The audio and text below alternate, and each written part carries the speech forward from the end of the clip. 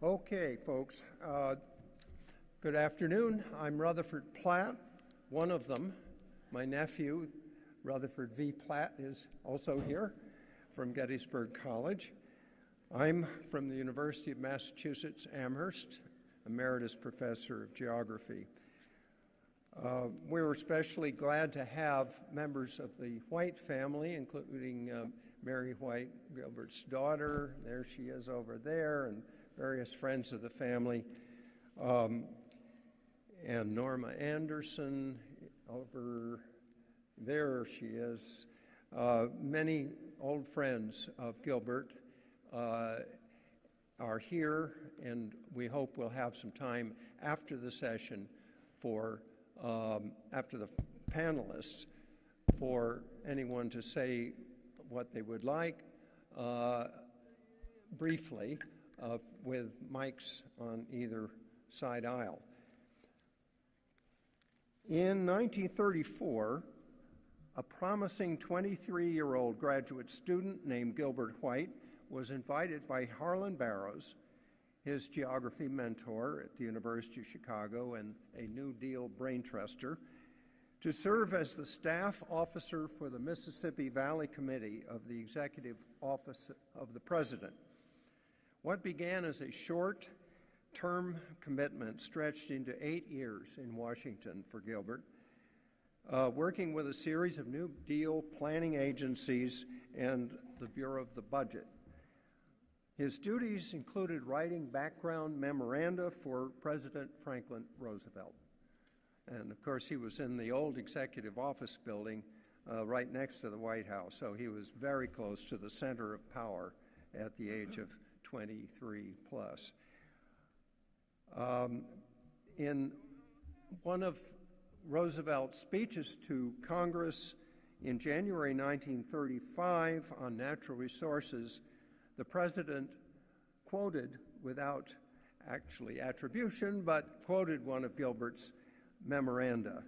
And the words from that quotation are now inscribed on the wall of the FDR Memorial on the Mall.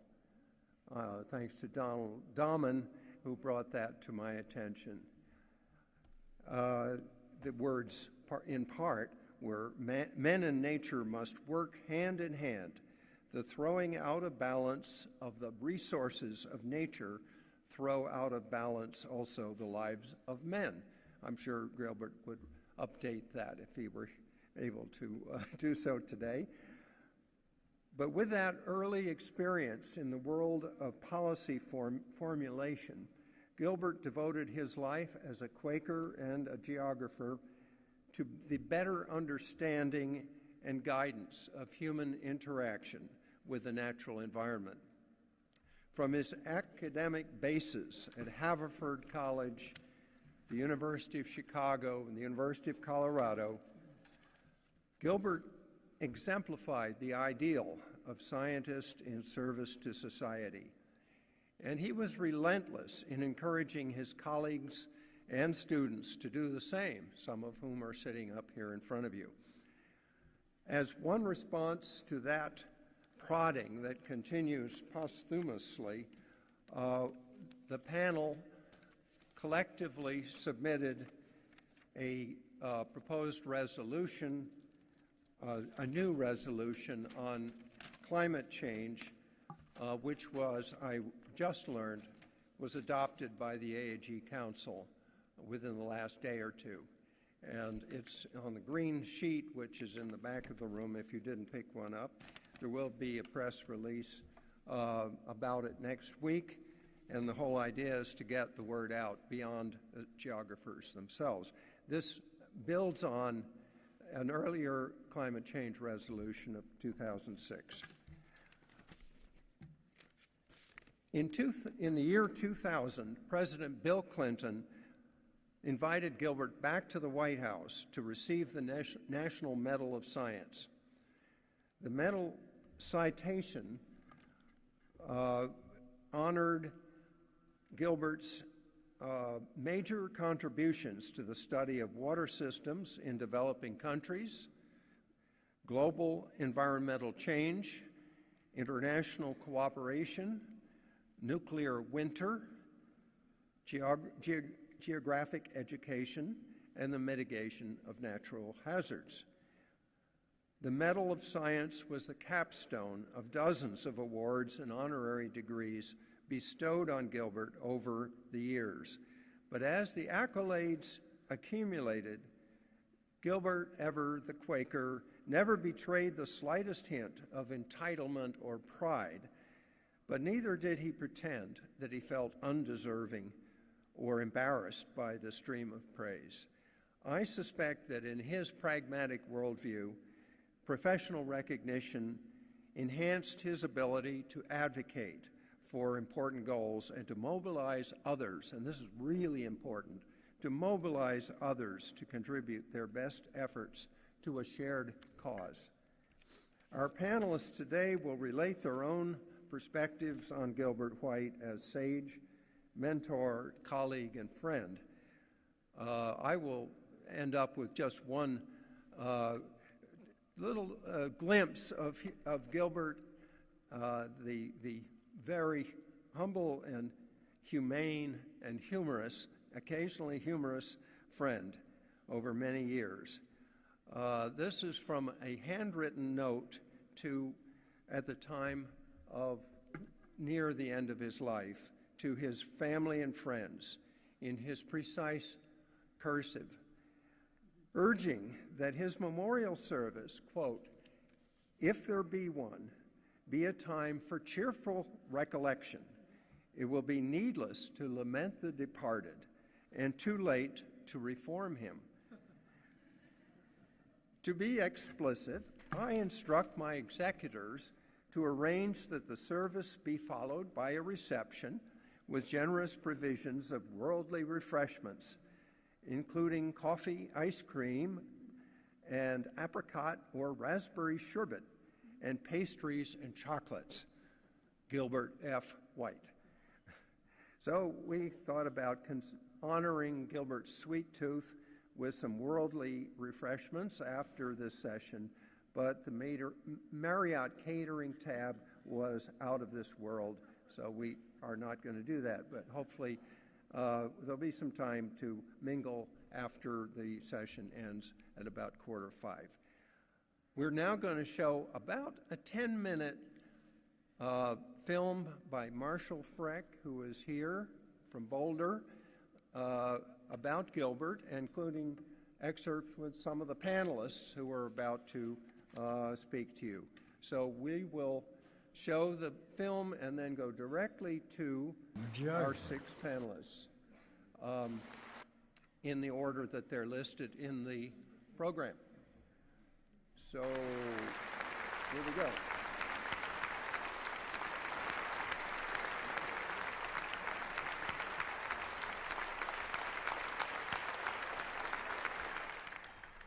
Gilbert F. White, University of Colorado, for outstanding leadership and scientific contributions to geography and other earth and environmental sciences, and for helping to shape cooperative efforts to assess the nation's floodplain, water use, and natural disaster policies for more than 5 decades. Our congratulations.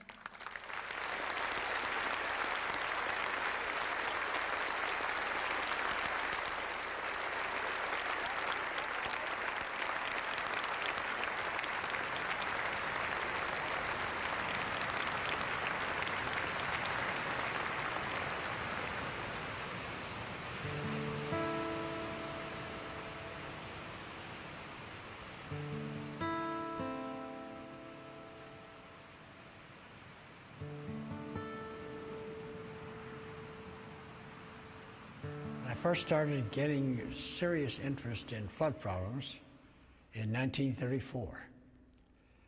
I had finished work for a bachelor's degree and a master's degree at the University of Chicago, Department of Geography.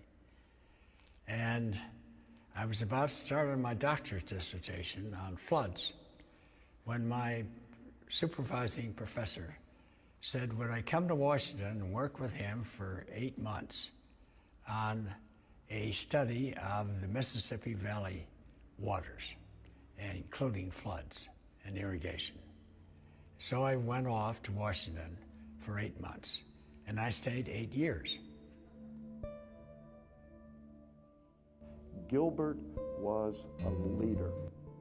If you're operating in a world where everybody has an engineering solution to a problem, and like Gilbert, you're trying to push for natural solutions, more environmentally friendly solutions, pushing resilience of communities as opposed to resistance. Most engineers were trying to make nature and the extremes of nature irrelevant. And here's Gilbert trying to help us enjoy natural extremes. I think for Gilbert, heaven is not the absence of natural extremes. Heaven is the absence of the sorrow that they cause.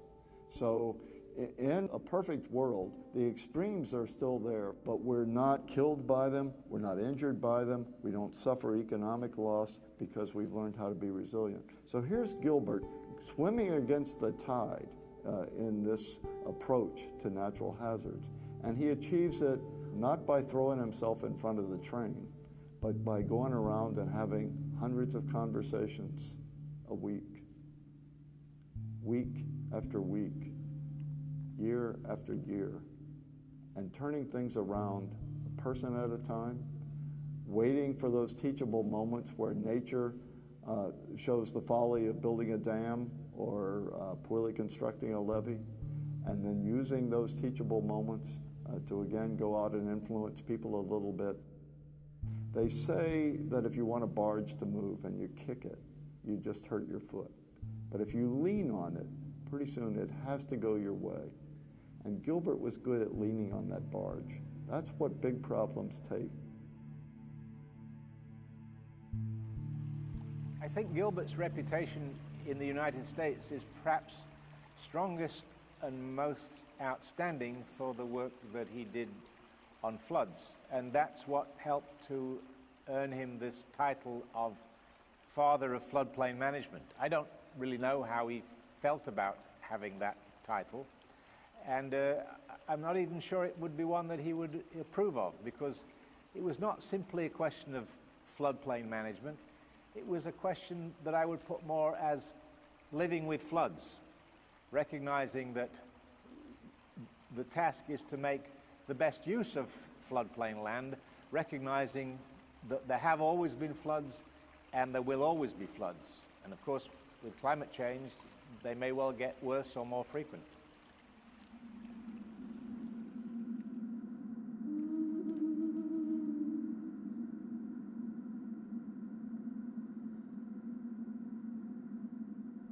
There's one story that I remember James Ruud talking about when he was invited to the Natural Hazard Center.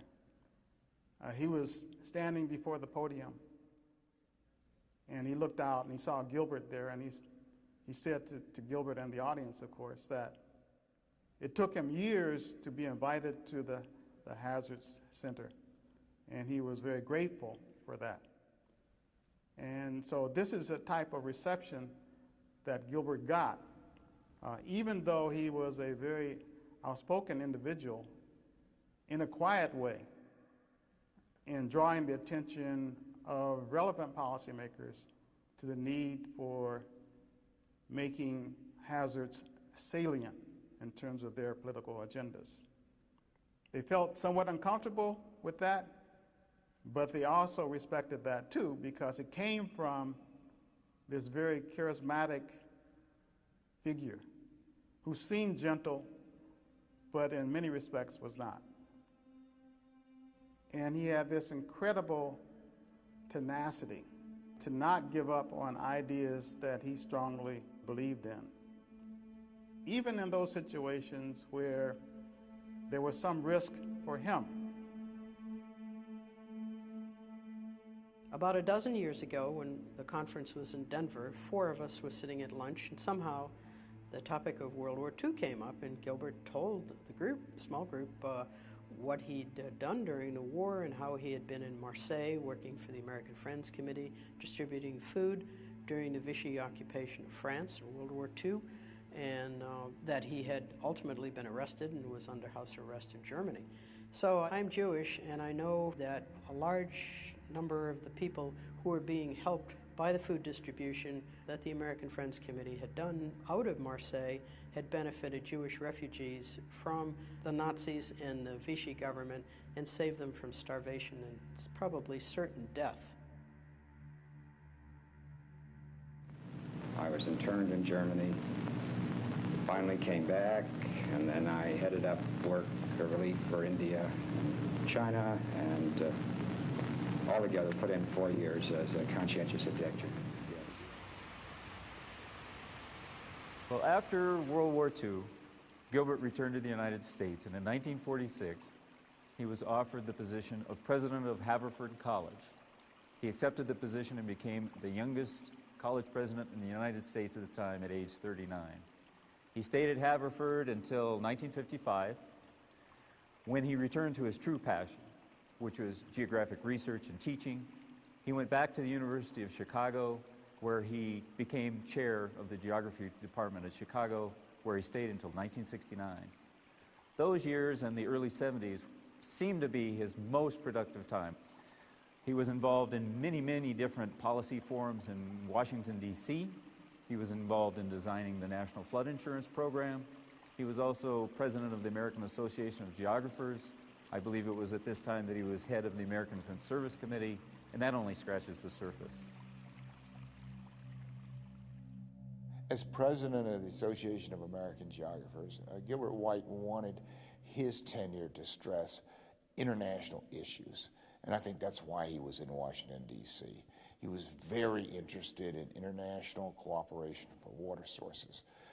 Gilbert White, who was very active in doing research on the Lower Nile River, the Lower Mekong River, and the Jordan Rivers, he realized the not only geographical importance, but the political importance of those rivers. And as a resource, they were crucial to the quality of life in those areas.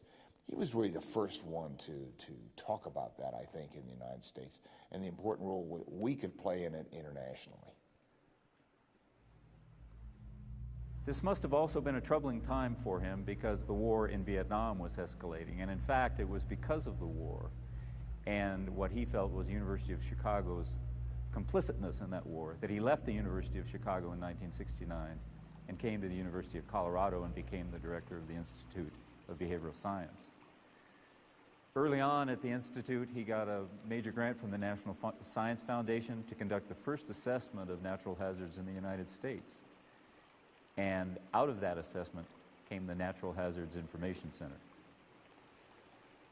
In the United States, the one thing for which Gilbert is probably most well known is the establishment of the National Flood Insurance Program. But Gilbert wasn't always happy with that program.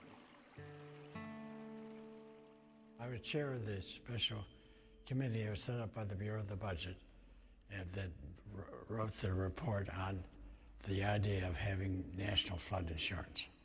And our task force was quite explicit in saying that there should be an appraisal of, after a few years, of what would seem to be the effect of the regulations as enacted by the government agencies. It is also fairly clear that there is not interest in the part of the government at present in re-examining the idea of using the 100-year flood as a criterion.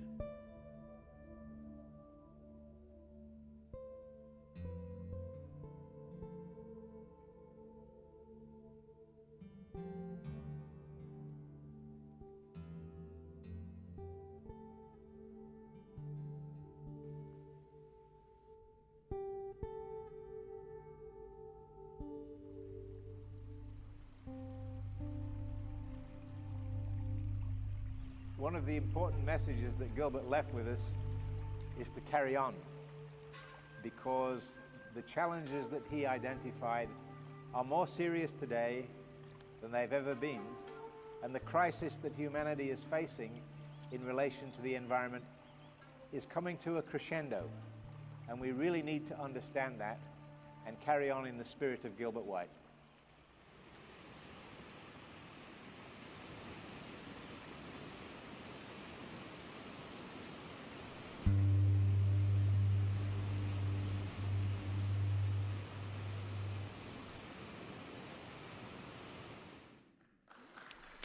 My name is Gilbert White.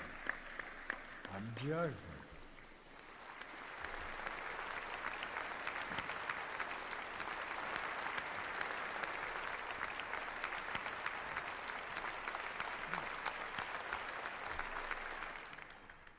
Gilbert F. White, University of Colorado, for outstanding leadership and scientific contributions to geography and other Earth.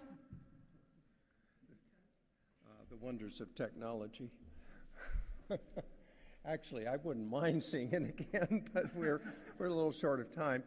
I'm not going to do any elaborate introductions. As they say, these are all very distinguished friends and colleagues, and we have next Ian Burton from Toronto.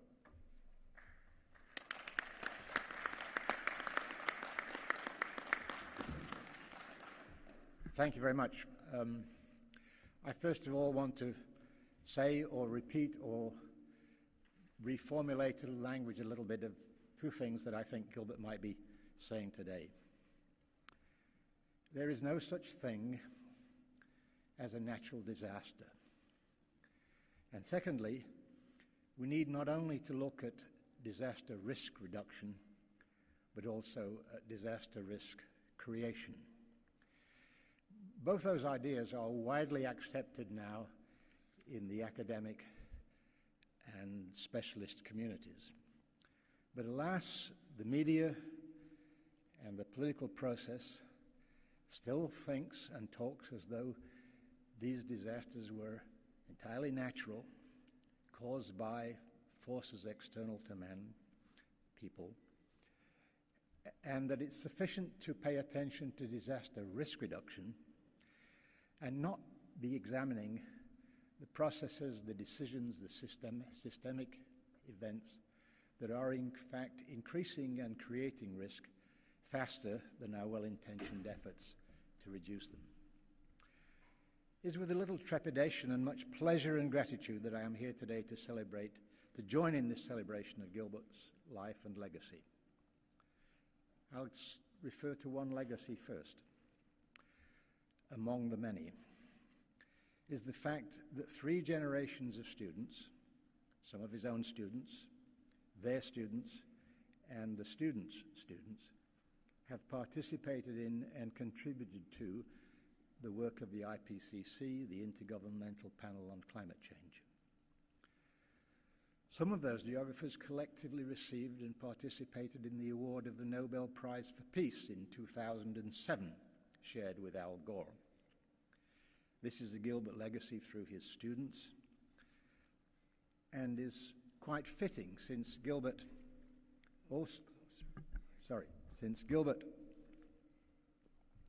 also shared in a Nobel Peace Prize for his part in the relief work of the American Friends Service Committee in southern France during World War II, which was referred to in the film. For myself, I came to the United States in 1957, first to Oberlin College in Ohio, and then to the University of Chicago.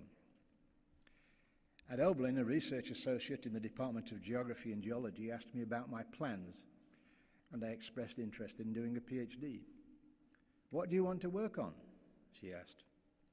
I answered something to the effect that I was interested in floods and water supply. She immediately laughed and said that I must go to Chicago and work with Gilbert White. I have to admit, as a 23-year-old Brit just off the boat, I had never heard of Gilbert White.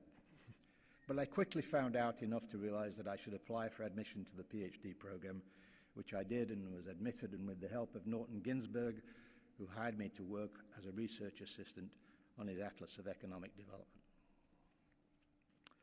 There I learned that Gilbert's interest in natural resources, human ecology, and environment was sparked and strengthened by his summer experiences as a ranch hand, ages 10 to 18, in the family ranch in Wyoming. Much more influential, I'm sure, than his early experiences in the urban environment of Hyde Park, Chicago. Similarly, my interest in floods and water came from experiences. Both sets of my grandparents lived on floodplains, and I experienced floods in their houses from both the Derwent and the Trent rivers in Derbyshire. That I had shared these sorts of things with Gilbert White, opposition to war, search for peace, early formative experiences with environment, and then a time at a liberal arts college. I was an assistant at Oberlin, where Gilbert was president of Haverford, but they were unknown to me. And when I became aware of them and met Gilbert, my life was transformed and my path forward was set. As was true, I think, for many other people who had that form of Gilbert's influence on their lives. At the time, this all seemed to me rather fortuitous, a matter of chance. In hindsight, it almost has a feeling of destiny. I know that there are many people, students and others, who had their lives shaped by the influence of Gilbert, including my fellow student at Chicago, Bob Cates. Such influences are in part what brings us here to share and commemorate today. That Gilbert, Bob, and I went on to be colleagues and close friends is one of the joys of my life. Together with them, I have been able to engage in many action-oriented research enterprises, not least at the international level with the IGU Commission on Man and Environment, the ICSU Scientific Committee on Problems of the Environment scope. So this brings me back to the IPCC. In this context, geographers have worked on what the Climate Convention refers to as adaptation. With this in mind, I asked Gilbert why he used the word adjustment in the title of his groundbreaking PhD dissertation, Human Adjustment to Floods. As I recall his answer, it was that the word adaptation came with a lot of intellectual baggage associated with Charles Darwin and especially Herbert Spencer and the ideas of survival of the fittest and adapt or die. This was decidedly not the message that Gilbert wished to convey about living with floods and other extreme events. Gilbert would probably have smiled, as I certainly did, when the IPCC came to the question of defining adaptation. And the actual definition, I quote, is adjustment in natural or human systems in response to actual or expected climate stimuli. If the governments and the diplomats who negotiated the Climate Convention had followed Gilbert's lead, we would today be talking about adjustments to climate change instead of adaptation. What else would Gilbert have written or thought or said or done in these much changed and troubled times? It is, of course, impossible to give an authoritative answer, but my guess or supposition is that he would be calling for more fundamental and transformative change. Although Gilbert certainly was an incrementalist, he had a keen eye for the underlying or root causes of damage and loss and disasters, and was never satisfied with just proximate explanations. As he wrote, floods are acts of God, but flood losses largely acts of man. And Gilbert was not satisfied with just promoting risk reduction through better human choices, but also in pointing to the forces and systemic processes that create risks at a faster rate than the well-intentioned efforts to reduce them. He wanted and demanded more. What shall it profit a profession, he asked, if it fabricate a nifty discipline about the world, while that world and the human spirit are degraded? Let us respond to that question of Gilbert's by thinking and acting in ways that can bring us together and get us beyond our current situation, both nationally and globally.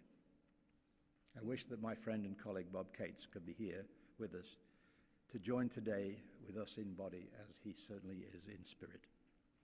And as for Gilbert, it almost goes without saying.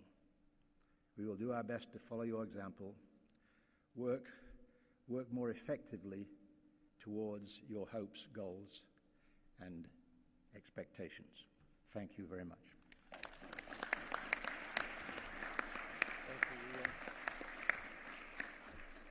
Next is Susan Cutter from University of South Carolina. Okay, is he going to put up? We did not consult one another when we put this together, so we each have very different perspectives on how we wanted to approach the topic. What I wanted to do was, because I was not a student of Gilbert's, I was a stepchild, I think. While I did my degree at Chicago, Gilbert had already left. So I wanted to use his words and themes from his work in how they influenced my thinking and my development as a scholar.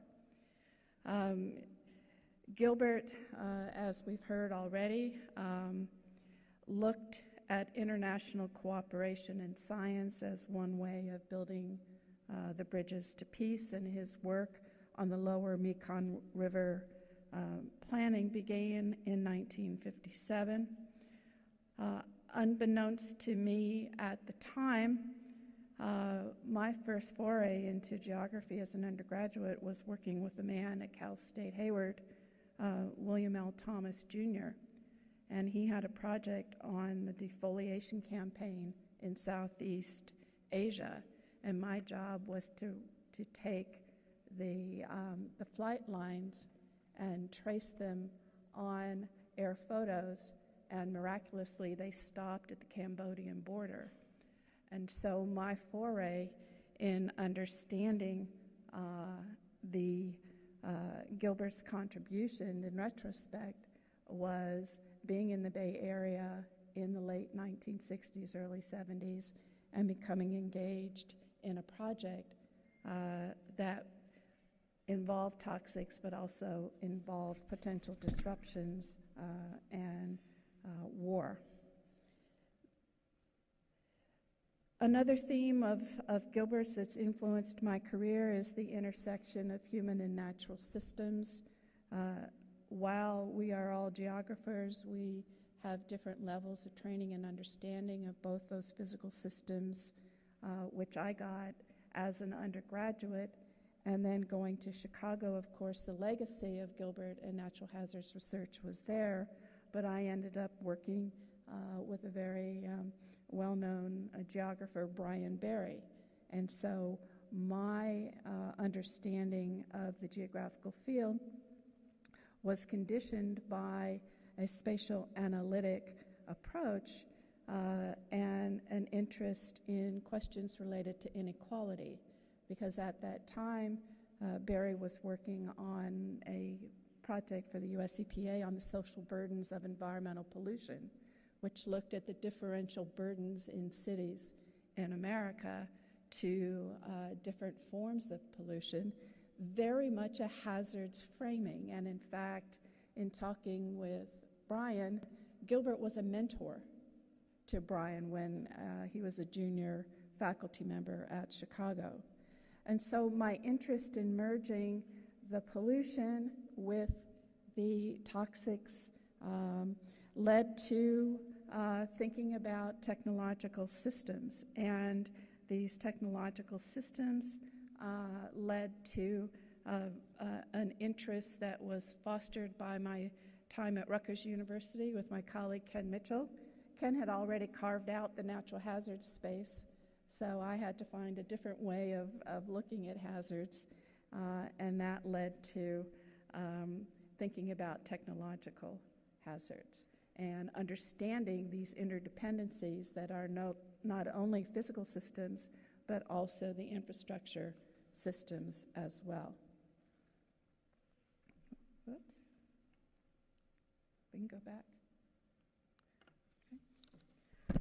A third theme of Gilbert's, and one that has been very influential in my career, is the social activism to improve the human condition. Gilbert, as we heard, was very engaged in some of the international efforts, and in particular in the mid-1990s with the scope reports on the environmental consequences of nuclear war. We had during the Reagan era, the mutual assured destruction.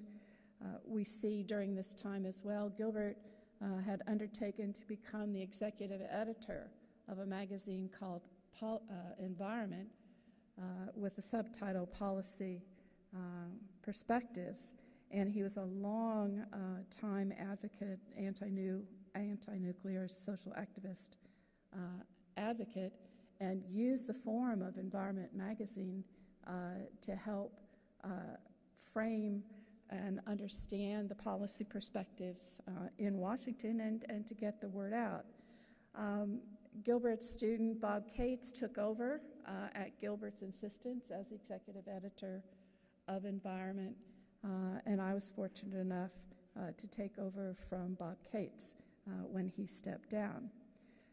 Gilbert became very much a part of the effort. We had a wonderful time. We brought him to Rutgers University to talk about the environmental consequences of nuclear war and move forward from that.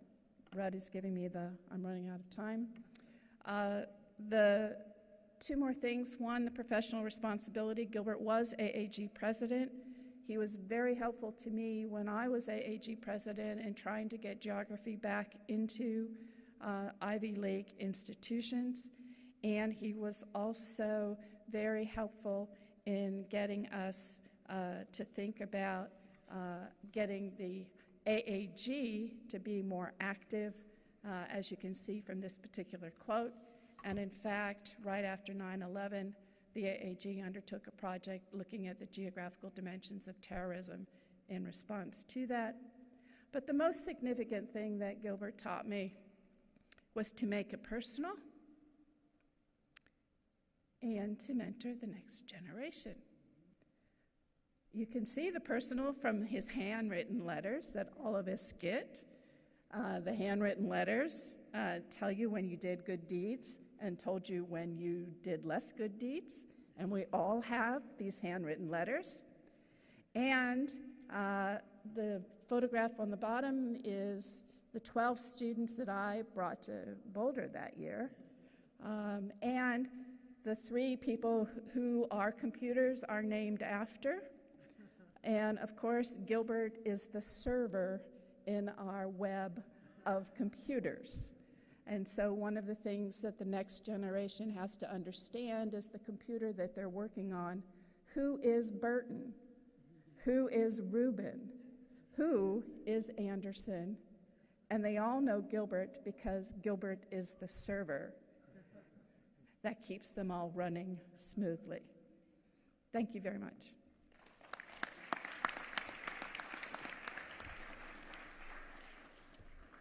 Thank you, Susan. And next is Ken Mitchell from Rutgers, classmate of mine at the University of Chicago over the years, good friend. Thank you, Ruud. We're holding this session in honor of Gilbert White at a time when public discourse in the United States seems to be increasingly characterized by confrontation, willingness to base decisions on opinions rather than facts or evidence, and reluctance to change entrenched views. It's my hope that by reflecting on Gilbert's life and work, we can encourage a more thoughtful and productive approach. Gilbert proudly identified himself as a geographer, but he privileged a decidedly outward-looking orientation that sought to engage our discipline with big problems that face society as a whole: international development, nuclear war, water scarcity, natural hazards, environmental sustainability. The process of decision-making under uncertainty was his central intellectual concern. By combining insights from behavioral science with data from detailed field studies, he systematized criteria and constraints that had been largely overlooked by prevailing theorists of risky choice, but whose value was very readily apparent to practicing environmental managers and professionals. In the brief time I have available, I'm going to recall just a few of my personal interactions with the man over the 40 years that I knew him as student, colleague, friend, and admirer. My first encounter with Gilbert took place fittingly against the backdrop of a record-setting blizzard in January 1967 that shut down the city of Chicago. At the time, I was looking for an appropriate place to pursue a PhD degree, and he was the only other person that had made it into Rosenwald Hall at the University of Chicago that snowbound morning. So we fell into a lengthy discussion. What quickly caught my attention was that Gilbert offered a way of seeing the world that opened up multiple possibilities for action. Coming as I did from Northern Ireland, where there were only two sides to every question, a Protestant one and a Catholic one, it was truly liberating to be introduced to a range of choice in the management of uncertainties that was one of the pillars of Gilbert's thinking. My second observation is about Gilbert's methods of instruction. Now, many people have pointed out his preference for a Socratic style that involved posing penetrating questions rather than supplying ready answers. But his teaching was also marked by other tropes. One of these was the rarity with which he quoted intellectual luminaries. This was not through any lack of respect for their work, but more because he didn't want his audience to confuse personalities with ideas or to be seduced by dazzling wordplay. However, when he did employ quotations, it was worth paying very close attention. This was the case when Gilbert recounted the Nobel Prize-winning physicist Lord Rutherford's terse report to his research team at the time that they were informed their budget had been slashed. Quotes, "There is no money, we shall have to think." That statement epitomized Gilbert's highest priority. First and foremost comes the hard work of thinking. All other considerations are secondary, and none of them should stand in the way of engaging with the problem. Moreover, he was particularly conscious about the risks and responsibilities that attended thinking, especially when linking research with public policy. In a letter sent to me when I was a newly minted professor, he described this as, quotes, "the hazardous business of advising others." Now let me turn to Gilbert's skills as an enabler. Wherever he went, Gilbert specialized in dissolving the social distance between people, whether they were students in classroom discussions, guards at the camp where he was interned during World War II, or contending parties to public issues. He did this by encouraging interactions that gave individuals a definite stake in the outcomes and involved some form of reciprocity or collaboration. For example, if you ate at his home in the upper reaches of Sunshine Canyon, you were expected not just to wash the dishes afterwards, but also to do so in a manner that conserved precious water supplies. When he offered me his mountain cabin as a vacation retreat, it was with the understanding that while I was there, I would clear the brush from near the building as a responsible act of fire hazard management. You never escaped such obligations, even when you were the one providing the service. I remember picking him up one day in Philadelphia Airport at a meeting in New Jersey, during which, without actually saying as much, he very gently let it be known that my lack of a good map that he could investigate as we drove along was letting down the side. Similarly, everyone who took part in large or small conferences and workshops under White's aegis was invested in the process. Typically, one was asked to make a pithy self-introduction and then take on a task, a session convener, chair, panelist, rapporteur, or designated questioner. No one was willingly permitted to avoid these duties. These events were crash courses in getting to know each other. When combined with Gilbert's genius for populating the meetings with stimulating people, the results were frequently revelatory. You got the sense that this intense, modest man actually knew more than anyone else in the room, but that he was optimistic about the capacity of the others to be enlightened. There was a remarkable feeling of being taken out of oneself and shown how to be a better human being. Finally, I want to underline Gilbert's stance towards novelty, innovation, and the future.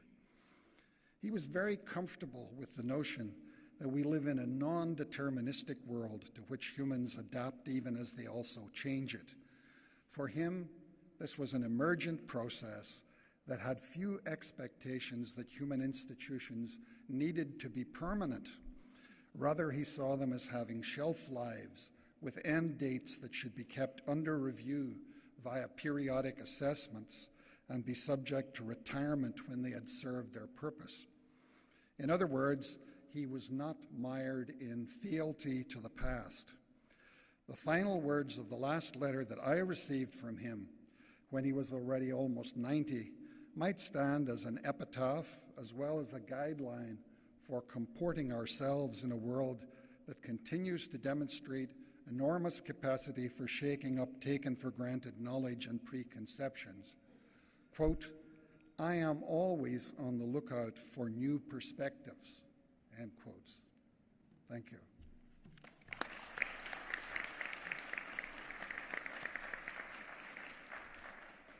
And thank you, Ken. And next is Marty Royce, who is the former historian at the U.S. Corps of Engineers, Office of History. Take it away.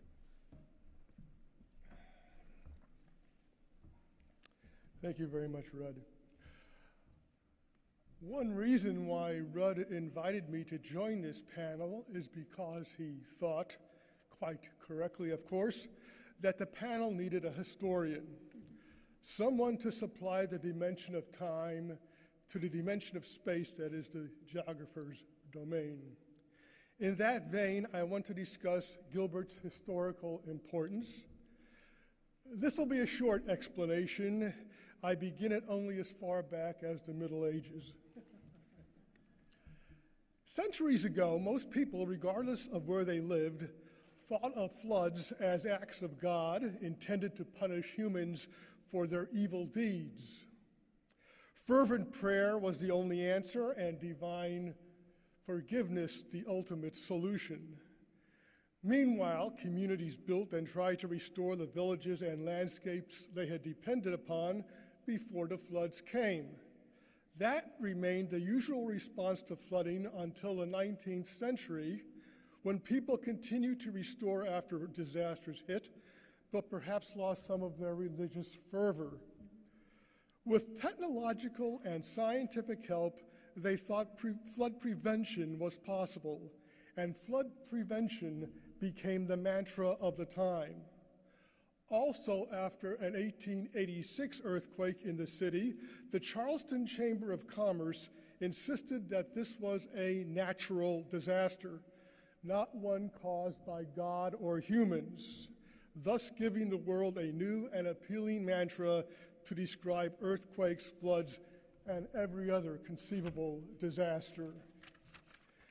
In the early 20th century, people gave up preventing floods, but still thought that floods could be controlled, and everyone from the local mayor to the politicians in Washington looked to the Army Corps of Engineers to accomplish that little bit of magic. That, as it turned out, was a bridge too far. In his 1942 University of Chicago dissertation, Human Adjustment to Floods, Gilbert explained the problem in surely his most quoted statement.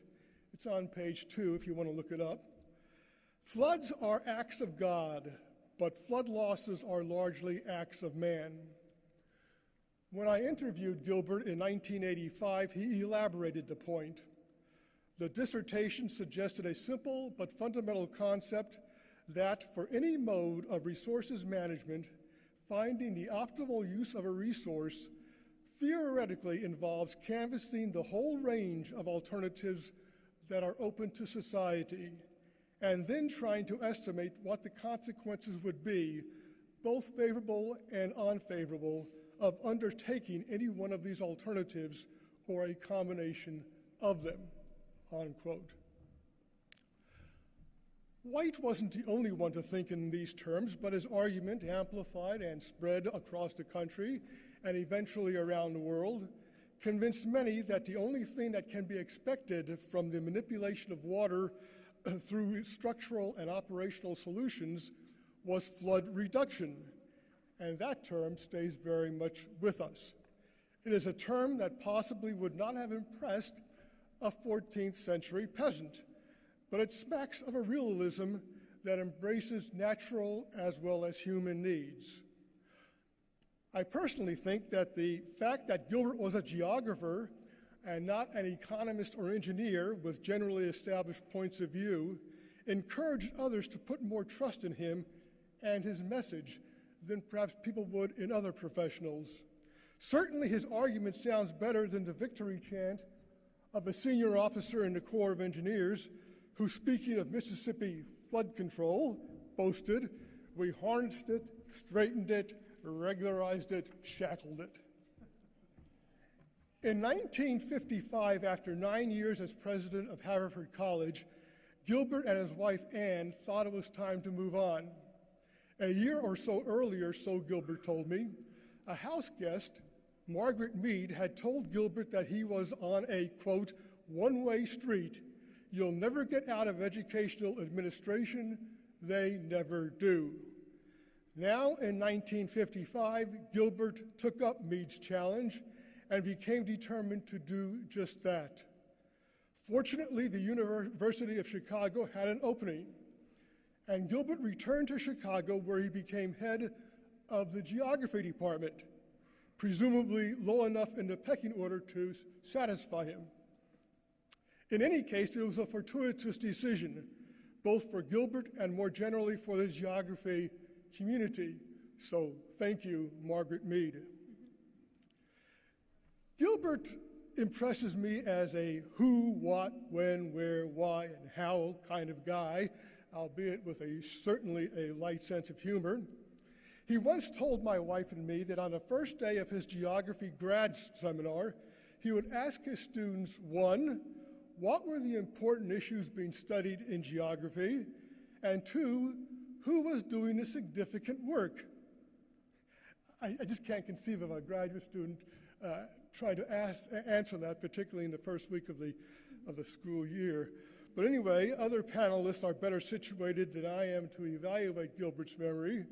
Personally, I feel the anecdote captures some of Gilbert's approach to his life and his work, always inquisitive, always asking questions, and I think always fair. It's common when looking back at a person's career to list the various positions he or she held. But let's take another approach. Let's look at some of the numerous positions he was offered, and he firmly turned them down. We start off with president of Brown University, vice president of the Rockefeller Foundation, assistant secretary of health, education, and welfare under John Gardner, deputy director of the Peace Corps under Sergeant Shriver, executive secretary of the American Friends Service Committee, and finally, first executive officer of the Population Council. Although over time he did serve in various administrative positions, both volunteer and paid, Gilbert never lost his interest in research and writing. The teenager spending summers at his family's Wyoming ranch, the New Deal planner supporting various water committees and learning the complicated problems of water management. These activities helped instill in Gilbert a lifelong respect for truth and harmony as he viewed the world around him. Gilbert White was truly a man true to himself. Thank you. Thank you.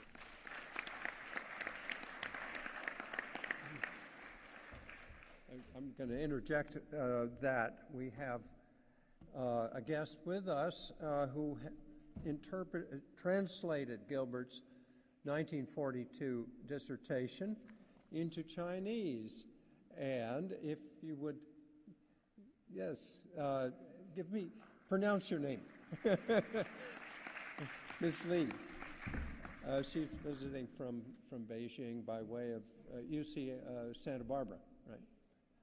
This is still relevant.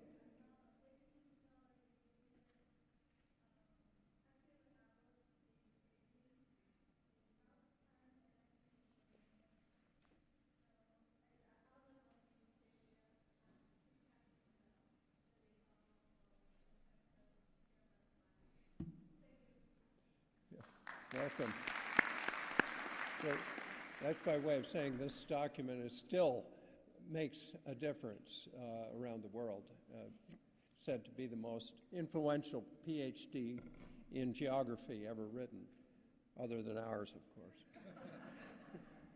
Okay. We are, then, it's Claire Rubin's time. Thank you. And Claire is, like Marty, Claire is not a geographer, but is very close to the field, is an expert in disaster management and a great friend of Gilbert's and all of us. Thank you. Yes, my talk will be a little bit different since I'm not a geographer. And I knew Gilbert primarily when he was director of the Hazard Center at the University of Colorado Boulder. And I knew him for about 30 years. Like the others, he certainly was an inspiration and a role model. And what was just extraordinary is Gilbert was active professionally into his 90s. So recently when I decided to take on the editing of 2 books dealing with emergency management, I figured, hell, a person in his 70s should be able to do this. Gilbert was going strong well into his 90s. My background is in public administration, and as I say, I knew Gilbert and was aware of his notable achievements as a geographer, but really my comments are more personal. He just had a knack for expressing interest in your work. When you met him, he asked you what you were doing, and I always welcomed the opportunity to chat with him. And like other people, sometimes some of us who are faced with a difficult professional decision or an ethical matter, sometimes you wanted to say, what would Gilbert do in a case like this? Among the things that I admired about Gilbert, he was a great listener. It was just amazing. He also had an extraordinary memory, and his ability to summarize what was going on was extraordinary. For example, he would walk around the Hazard Center conference, which went on for about 3 days, and chat with people. He obviously couldn't go into all of the sessions. And then at the end of 3 days, and I believe without even any notes, he would give just this wonderful summation of what had happened not only in the plenary sessions, but in the other sessions, in the hallways, the sense of what was going on. It was just extraordinary. Another aspect that I admired was his commitment to his Quaker faith and his convictions, which he demonstrated throughout his lifetime. And of course, he was prodigious in his writings and lectures. I believe he published more than 1,000 articles, is something I recall from a memorial service. Just staggering. On a personal basis, locally in the Cosmos Club, which was a men's club for many years and was discriminating against women, Gilbert was a member, and when women were newly admitted, I believe in the late 80s, 1980s, he was willing to sponsor me and became one of the early members of the Cosmos Club in the first few years. Gilbert's picture hangs in the lobby among the award winners of various sorts, and whenever I see his picture, I always wave and say hi. It's a bit like greeting him. Just in terms of, even for a person like myself with a public administration perspective, I happened to pick up a document by Gilbert and Cates and Burton called Knowing Better and Losing Even More, The Use of Knowledge in Hazards Management, which Gilbert was a co-author of in 2001. It's a very thoughtful article and useful to reflect on today. I did want to say a few words about the World War II experience, which was just part of which was recounted in the film, much to my surprise. I didn't realize I had spoken about that before, but for me, that personal, just the Gilbert's experience and what he did when he was a conscientious objector during World War II and working with the Friends service out of Marseille speaks volumes to me about his personal integrity, his bravery, and his commitment to the principles of the Quaker faith. It is really rather extraordinary. I knew he was a pacifist and a Quaker, but I did not know about his work. What happened is a group of us were sitting at a table about 25 years ago during the conference, and I don't know how we got on to World War II, and Gilbert recounted some of what had gone on in Marseille. It just happened that I had read a very moving book called Lest Innocent Blood Be Shed, which was a marvelous account of a very brave minister, Protestant minister, in a small farm community in southeastern France. It was a rural community called Le Chambon, where about 5,000 residents, most of whom were just simple farmers and people, just plain people trying to live a rural existence. That community of 5,000 residents sheltered 5,000 people displaced from all over Europe. Many of them Jewish, most of them were children, apparently, and they sheltered them for years. They fed them and they sheltered them, and it was, Gilbert knew the clergyman who had decided to do this and had worked with him. When I told Gilbert that I had read the book and I knew some of the details, and I mentioned the name of the minister, he said he knew him and that he and the other Quakers had been providing the town with food for the refugees. Very sadly, the outcome of their significant efforts to keep these people alive and away from the Nazis, the unfortunate effort is that Gilbert and several other Quakers were arrested by the Nazis, and they became prisoners of war. He was interned in Germany, his daughter tells me, in Baden-Baden and home in Germany, and they were there for about a year. He finally got out in a prisoner exchange in 1944. The reason the story is just seared in my memory is that I was amazed and profoundly impacted by the extraordinary humanitarian actions of Gilbert and the other Quakers, and the story just deepened my respect and admiration for Gilbert, adding another dimension to a man whom I knew and knew about his work and his life as a geographer, but this decidedly was an extraordinary dimension to the man. Just like to add, Ruud had asked if we'd say what would Gilbert say to young people today and what lesson. I would say advice to young people is being a moral, ethical person in all endeavors of your life is a very important thing, going beyond your professional work. And Gilbert surely was a person of great integrity and honor, and it was my pleasure to know him. Thank you.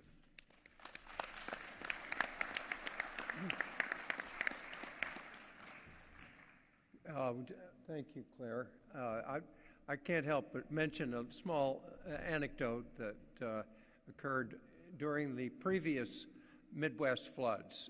We're having a terrible series of floods in the Middle West right now, of course, as you know. In 1993, there was a conference in St. Louis in the immediate aftermath of the tremendous flood that passed through there. And a former student of mine, Miriam Anderson, was the flood planner for St. Charles County, Missouri. And Gilbert was at the conference, as was I. And Miriam invited us to go out and see some of the area that had recently been flooded. So out we went in her car to look at some very sad damage, trailer homes, and just general wreckage everywhere, and big orange stickers on houses that were condemned.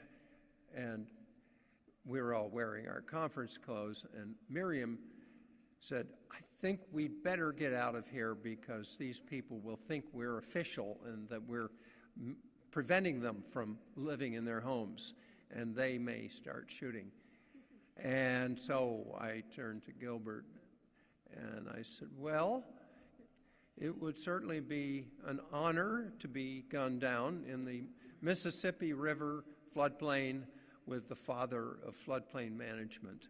And he later replied, yes, I wouldn't have minded that. That would have been good company. But Miriam got us out of there quickly. So Jim Wescoat from MIT, who is a geographer and water expert, and he will wind things up. Thank you for us. Okay, well, thanks very much to Ruud for bringing this group of friends together, and also to all of the co-sponsoring specialty groups of the AAG, which are co-supporting the this kind of opportunity to recall Gilbert White's life and career, and to do so in the city where Gilbert started his career, and sadly where the Mississippi Valley that he worked on as his first professional study in 1934 is again engulfed in floodwaters 85 years later in 2019. I think it should be also noted for all of us that the Gilbert wouldn't have been very happy about this panel, or rather, he would be happy if it could demonstrate some usefulness in some way. So that's on you as an audience as well as on us as a panel. If there's not some utility at the end of the afternoon, then there would be we would have gotten one of those handwritten notes saying so. The recollection that came to my mind for today's panel is Gilbert's ideas about service, which brings together some of the personal and public and academic dimensions of his legacy. Academic service is a familiar concept for all of us, with the mantra that we have of research, teaching, and service, and sometimes quantified as 40-40-20. Where the 20% service is widely perceived to be an underestimate of the time that's spent and an overestimate of the institutional valuation in your annual reviews. So this theme of service, though, for all we might moan about it, is a very large dimension of what we do in both time and in spirit. And I think Gilbert's record here has some insights for us. Because Washington was the city where he began his career in public service, where he came to refuse military service, and after which he went on to model a life of academic and personal service. And while these are all modes of kind of social contributions, I think it's fair to say that in Gilbert's philosophy, they were expressions of personal and individual commitment. And I'd like to spend a few minutes here to outline what I take to be some of the sources of that view and some of the insights that can be taken from it. I think there are many sources, and Robert Hinshaw's excellent biography. How many have had a chance to read Living with Nature's Extremes? So this is a crucial source for understanding Gilbert's biography. And one of the references there mentions a family member who would regularly ask Gilbert what he had done that year to help others. And so this is, if you have such a family member, then you'll know just how that kind of makes you want to respond in a favorable way. Now, his advisor, Harlan Barrows, modeled academic service for policy purposes, and the obituary that Charles Colby and Gilbert wrote together for Harlan Barrows in the Annals makes explicit many of the lessons that he learned in the way of practical, intellectual, and succinct written communication that Gilbert took from Barrow's environmental policy studies in government. I don't know how many have read that obituary, but it is worth rereading. It's a superb appraisal of Barrow's life. However, several years before that, in a very different context, Gilbert mentioned the influence of two talks that he had at Rockefeller Chapel at the University of Chicago, 1928 or 1930, that influenced him greatly. The first was by the progressive, ecumenical, pro-science minister named Harry Emerson Fosdick of the Riverside Church in New York City.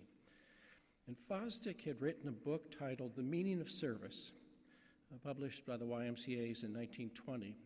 And that book includes chapters like The Peril of Uselessness, Small Enemies of Usefulness, and so on. So you have a sense of what it meant to live a useful life very early in his reading. Now, even more significantly than the meeting with Fosdick was that shortly after that talk, Gilbert was invited to spend an evening with a chapel visitor named Rufus Jones, a Quaker professor of philosophy and mysticism at Haverford College, and an influence on Fosdick, coincidentally. About 15 years before Gilbert's meeting with him, Rufus Jones and colleagues had established the American Friends Service Committee to provide useful alternatives to military service for conscientious objectors to war.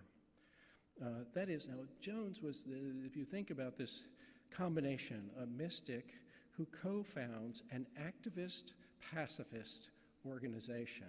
That combination of mysticism, activism, and pacifism is extraordinary, but that was the group that was mobilizing the thousands of volunteers in food relief and work camps that Claire was mentioning. And in a talk to the Boulder Friends meeting, Gilbert said, quote, "I was very much attracted to that notion of individual testimony. That is, individual testimony as the basis for social change." He continued, I quote, "I don't need to tell those of you who have been under the spell of Rufus's conversation and writing what such an evening meant at that stage of life. I began to read."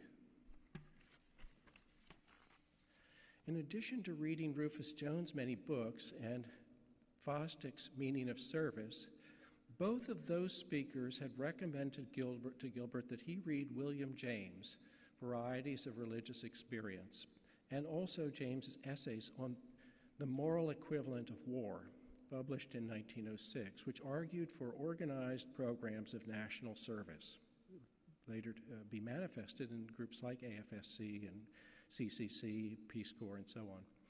William James had influenced both Rufus Jones and Harry Fosdick, and many others, for his emphasis, and here's the key, on his emphasis on the bond between personal spiritual feelings and outward social conduct.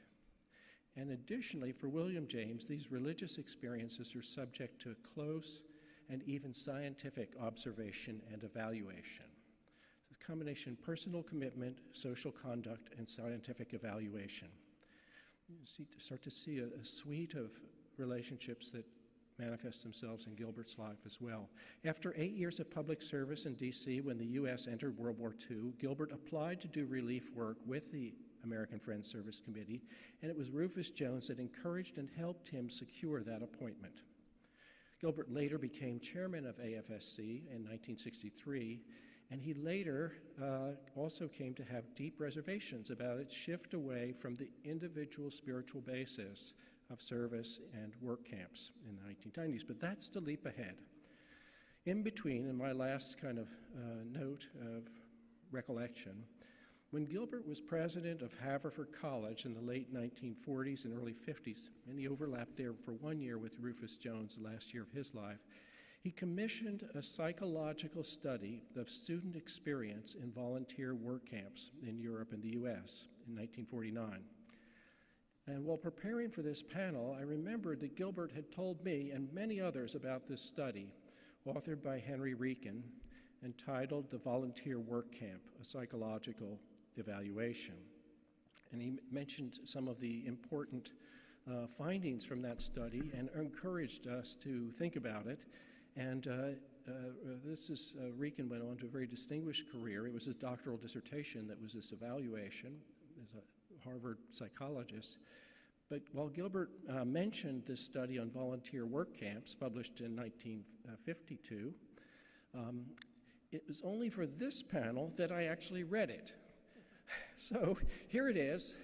I recommend it to everyone. Thank you, Ruud, because without this panel, I wouldn't have gone through the whole study. And it's an extraordinary study of educational evaluation, because the charge from Haverford College to Harry Rieken was to ask how students in the volunteer work camp had been affected in terms of attitudes, values, and their personalities.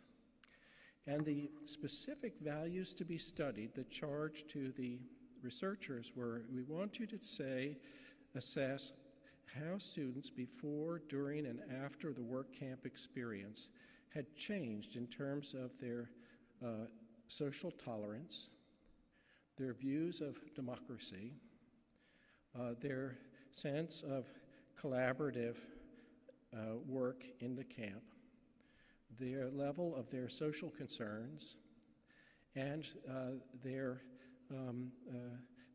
considerations of pacifism. Rieken's psychological evaluation found that the volunteer work camp had strengthened all of those character traits as envisioned, with the one exception of pacifism. But even after a year after the experience of the work camp, these values endured, and especially if campers maintained contact afterwards. The only negative impact in the study was that students increasingly felt themselves to be alienated from what was called in the study the average man, or from society broadly perceived. And the authors of the study deemed that the students had an inaccurate view of the larger society, and they encouraged the AFSC and Haverford College to avoid the risk of moral elitism in the types of action research that they would undertake.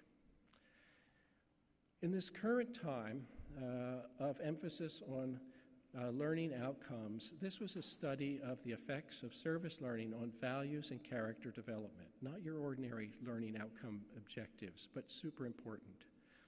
And I'll conclude with the quoting from, though that this cycles back to the ideas of Rufus Jones, because I'll cycle back to his biography when it was written about him, about Jones. Quote, "When you want to change attitudes, Jones had long ago found you do not say so directly, but set about attaining some goal that will arouse group loyalty and create teamwork." As that could be said about Gilbert as well. So thank you again, Ruud, for organizing the panel, stimulating me to read the study by Henry Rieken on service being a matter of personal values and conduct subject to scientific evaluation, and to also say that we're going to put this to work, if you're listening, in a hazards mitigation workshop this summer in Tajikistan. So thanks all, and very much looking forward to the discussion with the group. Thank you. So we'll all convene in Tajikistan. I'd like to open it up for just general comments by anyone who, I put the remote mic in Mary's hands in case she would like to start, and I'll sort of assume that you can pass it from one to another. Mary White? Does it work? Is there a switch? Can we get some technical help?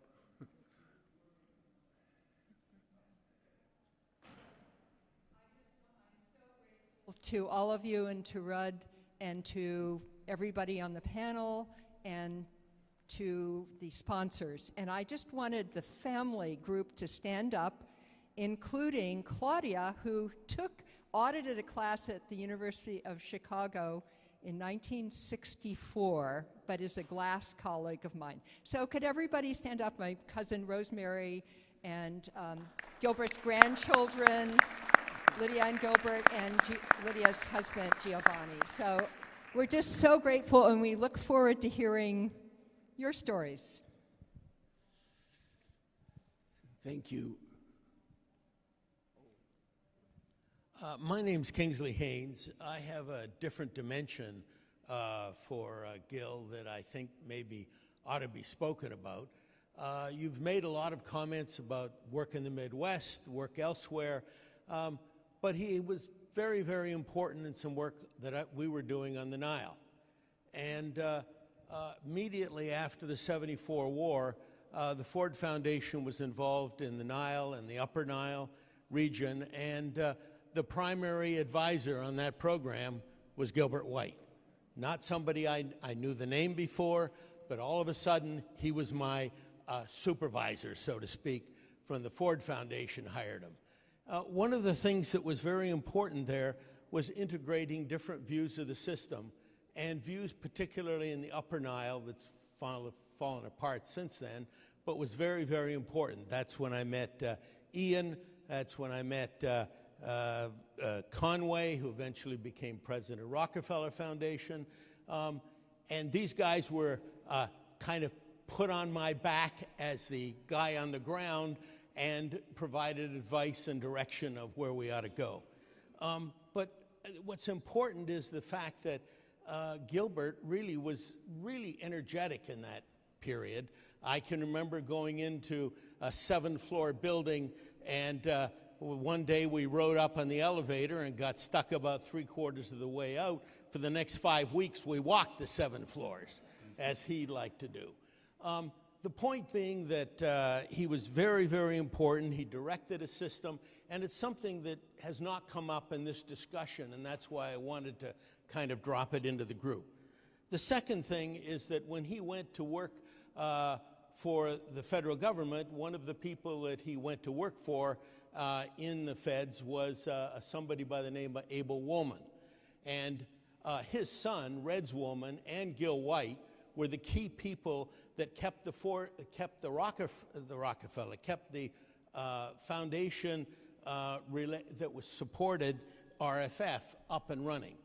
The RFF is Resources for the Future, extremely important in driving things in the United States in terms of getting us to think about environment. It was in great deal of trouble.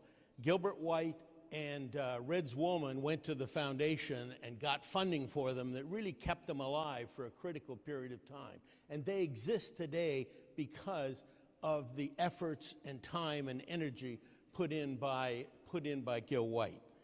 The last thing I wanted to note, or the second last, was that you talked about the activities with regard to them receiving the Nobel Prize for Peace as part of the Quaker activity. There were a couple of other dimensions that were working at the same time. And on that committee included Walter Izard, who founded Regional Science, and Ken Boulding, the economist who was very, very important. The three of them were he was part of that network that drove change in terms of what the Quaker group were doing in terms of trying to make adjustments in the society as a whole. And all of them had discussions with their universities. Clearly, Gil left and went to, as people have noted, went to Boulder. But Walter Izard at the same time had problems with the University of Pennsylvania and the work that they were doing from the Defense Department. He finally got them to pass a regulation against it, which of course made him very unpopular with the administration, and he eventually moved to Cornell. But these were kind of personal, important, integrity kinds of decisions which people made, and although they paid a significant price for them in some sense, they also overcame it and continued to work in their area. And so I just think it's important to people to realize that the intellectual and very difficult decisions that need to be made can often be overcome when people continue to work in their area and people appreciate in the long term what's happened. That's really what I have to say, but there's a couple of dimensions that were a little bit different than what we've heard so far. Thank you very much. Yeah, Thank you. I'm sure there are, yes, would you like to? I'd like to thank Dr. Platt for organizing this, being the contact person for the climate resolution. This is such symmetry. I just wanted to relate something that happened 13 years ago. Could you give your name, please? I'm Robert Christofferson, the author of the Geosystems Physical Geography textbooks. And back in 2006, Dr. J.P. Jones out of Arizona wrote an article in the Annals newsletter about climate change. Some of the professional associations had taken positions. The AAG had not done that as yet. And I wrote him immediately, and he and I put together a resolution and a position paper, put it online to AAG members to get petition signatures that we would take to Chicago to the AAG meeting and see if we could get the council to pass a resolution. And the day after we posted it, my phone rang about 7 in the morning, and he goes, "Are you sitting at your computer?" And I said, "Yes." He said, "Open up the petition." I opened up the petition, and one of the first 2 or 3 signatures on that list was Gilbert White. And the thing just electrified. We had over 1,000 signatures just in the first 5 or 6 days. Went to Chicago, some heated discussions. Dick Marston, the president of AAG, embraced our efforts. The council passed it, and it was published in the AAG business meeting minutes that Friday. But there was Dr. White about 8 months before he passed away, right on the dime with this critical issue.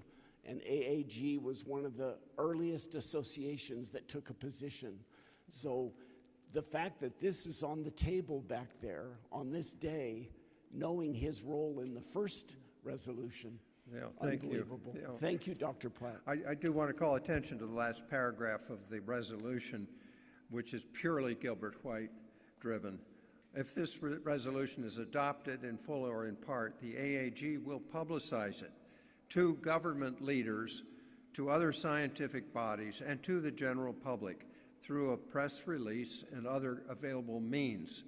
The AAG should further encourage its membership to stimulate public understanding of climate change and its potential impacts, including armed conflicts, which might well involve nuclear war, through relevant research, teaching, publications, and participation in public forums, study panels, op-ed columns, blog posts, and other available means.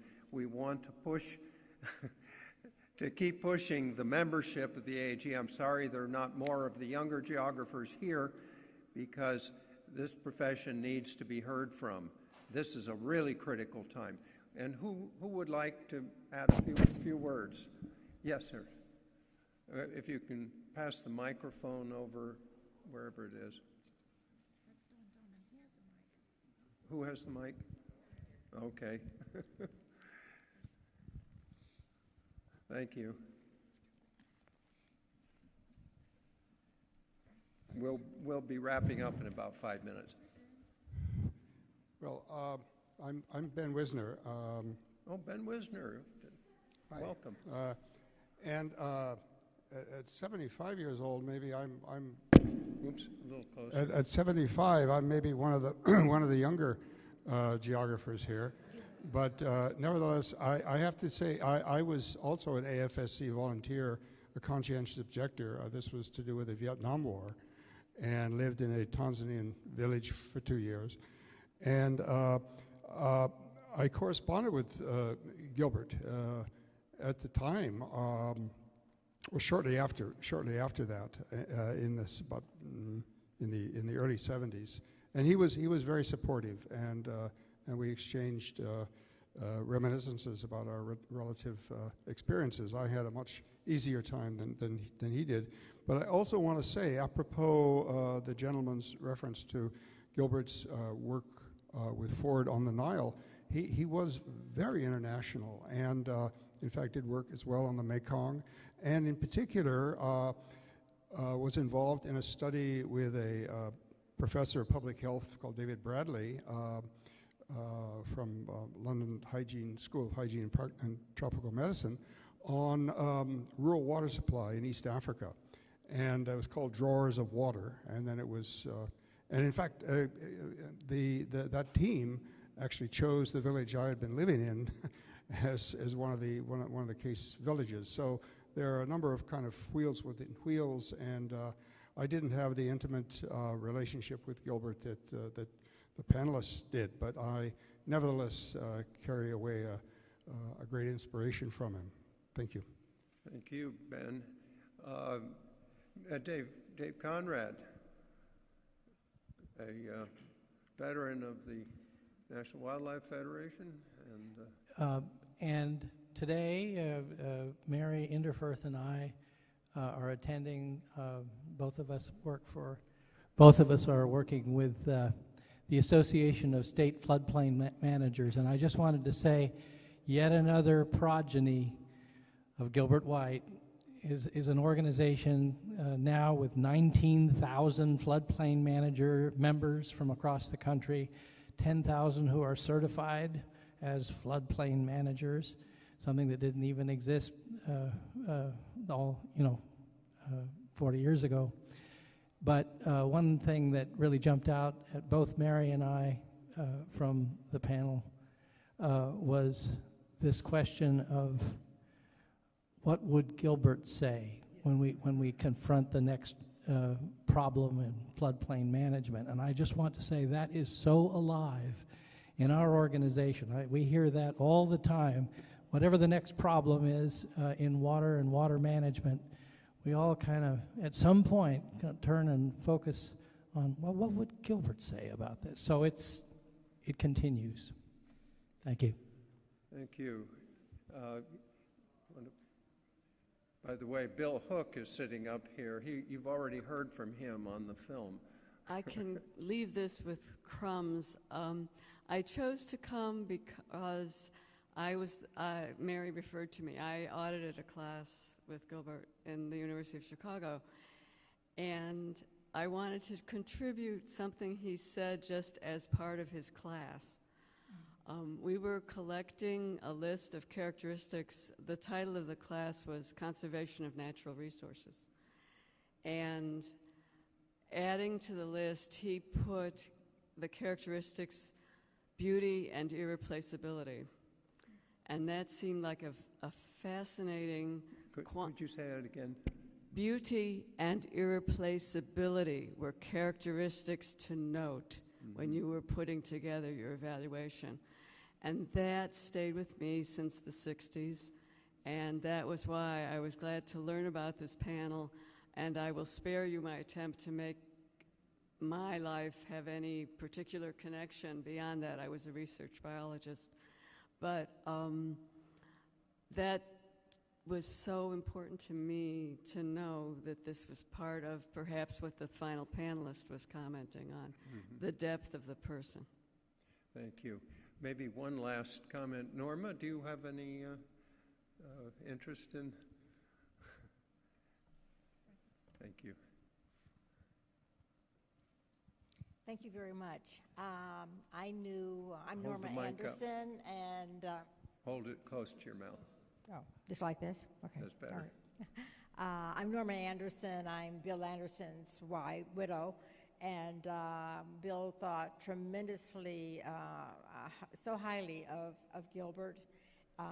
Worked with him in Boulder during the Nixon hearings. Can you believe that? That's how long ago it was. But the contribution that Gilbert made to floodplain management, Bill always spoke of that, and on many occasions, I know one thing that resonates with me is that in Ellicott City in Maryland, there was significant flooding up there, And Bill and I, every summer, would go over there, and he would show me where the markers were on the wall, and he would make comments of things that Gilbert had said to him about how they had structured and paved areas that should never have been paved, and they would not resolve that issue until they did something significant in Ellicott City. So words about Gilbert, words that Gilbert relayed to Bill, peppered his conversations that he had with me throughout our 45 years of marriage. Thank you so much. Thank you. Well, I think, thank you for putting up with this vast and drafty venue. It wasn't my expectation. That it's a little bit like the Sunday after Christmas in church, but in any case, it's really wonderful to see all of you, and we can spend a few minutes fraternizing, I think, before the room is taken over for some other event. So thanks to the panelists, and thanks to the audience and the technicians.